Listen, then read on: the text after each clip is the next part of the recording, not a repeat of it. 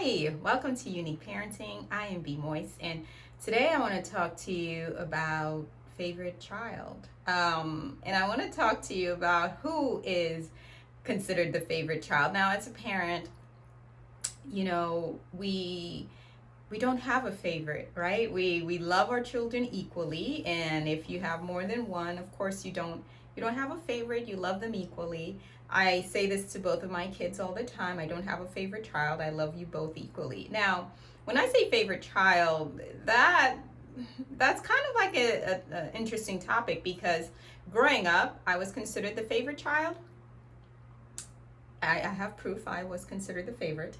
And also because my mom said it repeatedly, which was not a good thing, but she did it anyway. And then the reason I think I was a favorite was a couple of reasons. Well, I'm the youngest, and I think that naturally the youngest child typically just kind of fall into just getting away with more. But also I was very emotionally regulated. So that's what I'm talking about, a favorite child. The favorite child is basically going to be the child that is emotionally regulated. So when you have a child with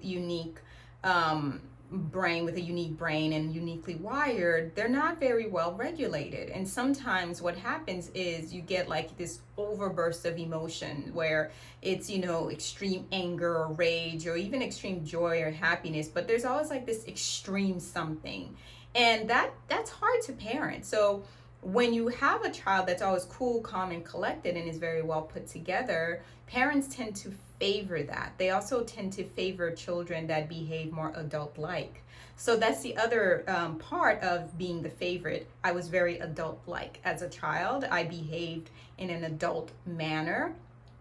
And that's nice. That's nice to handle because it really makes parenting easier. So if you have a child that behaves more like an adult, or they're cool, calm, and collected, they're emotionally regulated, so they're not over responsive with certain things, you tend to let that child get away with more, and you also discipline that child differently because you see that they don't require as much discipline as the other child who is, more dysregulated and requires a little bit more. So when you're thinking about, man, do I have a favorite child? It's not that you love a kid more than the other, but you definitely may have the tendency to respond differently to the child that is more in control of their emotion and they're more of a particular emotion, or the child that is more regulated. Now, children tend to want to work for your like, not your love, because a child should always just sit in your love, right? And for the majority of children, they do. They know that they're loved.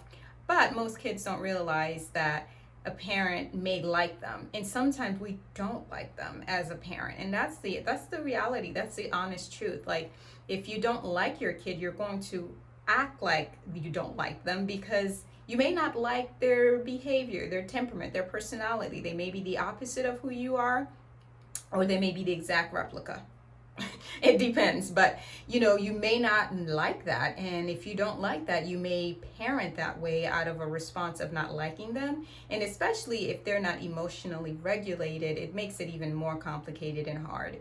I know that I was a very emotionally regulated child, just like I'm an emotionally regulated adult, and that people tend to favor that. But anytime you see some adult with an outburst, or that's extremely passionate, people are like, whoa, you need to get your stuff together. And that's because they're not regulated. And that's not any different from children. It's just that they're in a smaller itty bitty package or teenage package, or however it may look. So really think about, am I being fair towards this child that does not have good control over their emotion, and they're really trying as best as they can? Am I giving them the tools to help them regulate? Now, there's different ways that you can help a child become more regulated, but first you have to figure out what's the cause of it. Like, is it sensory? Is it anxiety? Is it ADHD?